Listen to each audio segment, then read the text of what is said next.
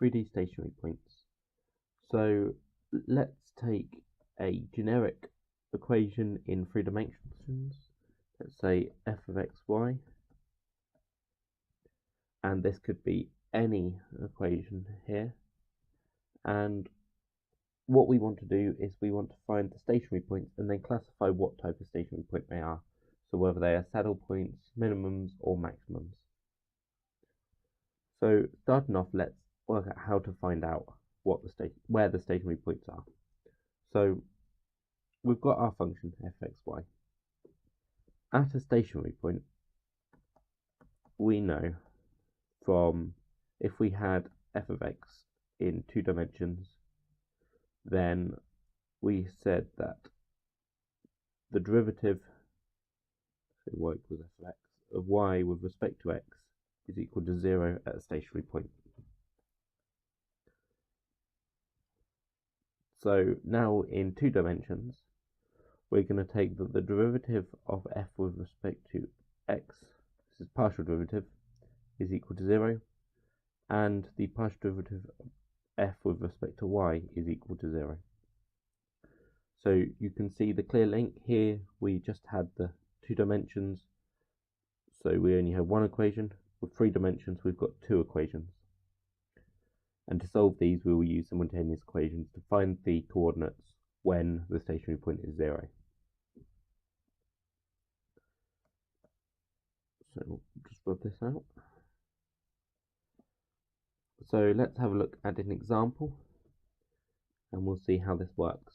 So let's say that x squared plus 2xy plus 3y squared minus 2x plus 3 is equal to our f of x, y.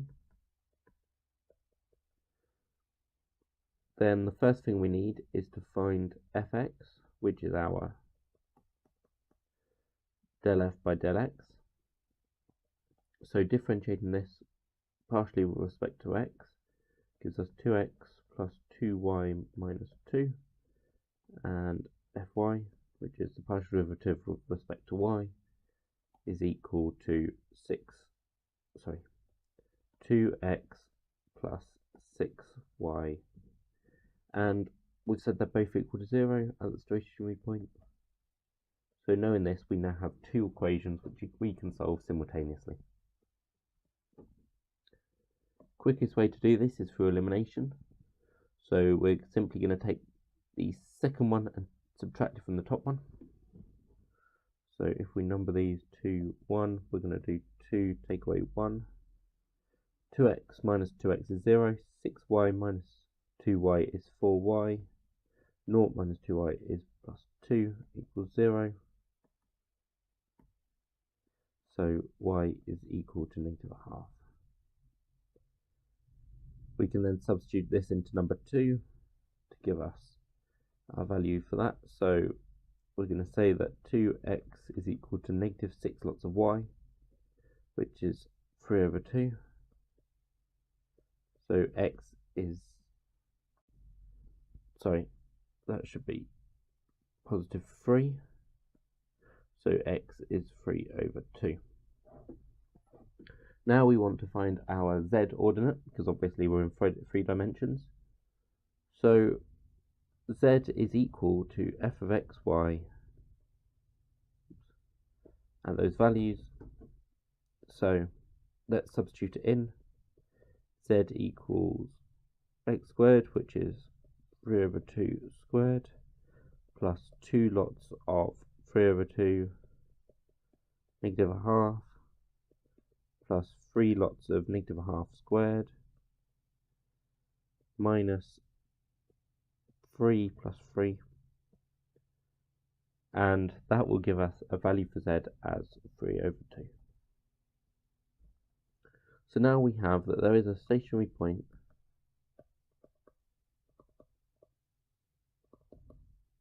at 3/2, -1/2, 3/2. So that's how you find a stationary point. Now let's have a look at how we would classify this. So thinking back to in 2 dimensions, we would use the nth derivative test and work out what order of derivative is not equal to 0. But here we have multiple dimensions, so we need to look at 2 different things. So let's call it D, which is going to be the product of d2f by dx squared and that should be an f, del 2f by del x squared by del 2f by del y squared. Take away the second partial derivative of f with respect to x and y squared. Now, if d is less than 0, we can confidently say we have a saddle point. But if d is greater than 0, then we have 2 options. It could either be a minimum or a maximum. And then this is determined by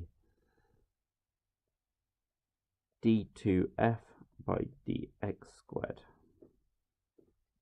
If that is greater than 0, then we have a minimum. If d2f by del 2f by del x squared is less than 0, we have a maximum. So let's classify the stationary points of our equation up here, our function, sorry. So first thing we need to do is find the second derivatives. So fxx is del 2f by del x squared, which we can say is 2, and fyy is equal to 6. Then we need the fxy, which we can see is equal to 2, whether it's fxy or fyx. So d is equal to 2 times 6 minus 2 squared. 12 minus 4 is 8. That is greater than 0, therefore it is not saddle point. So let's have a look at fxx. That is equal to 2, which is greater than 0. Therefore, our function fxy actually let's do this the other way. Let's say that the function at the point 3/2 negative 1/2 is a minimum. So there, what we've done is we've found the stationary point, 3/2 negative 1/2 3/2, and we've determined that it's a minimum. If we scroll down, we can actually have a look at the graph. So this is the graph of the function, and we can see that it is indeed a minimum. See, this is the minimum shape. And if we have a look at the coordinates, we had the x was 3/2. So if we go down to there, x is 3/2. Y was negative 1/2. So it's coming down to there. And then z was 3/2 again. You can see the ordinates at the minimum. And that is how you classify or find and classify the stationary points of a 3D function.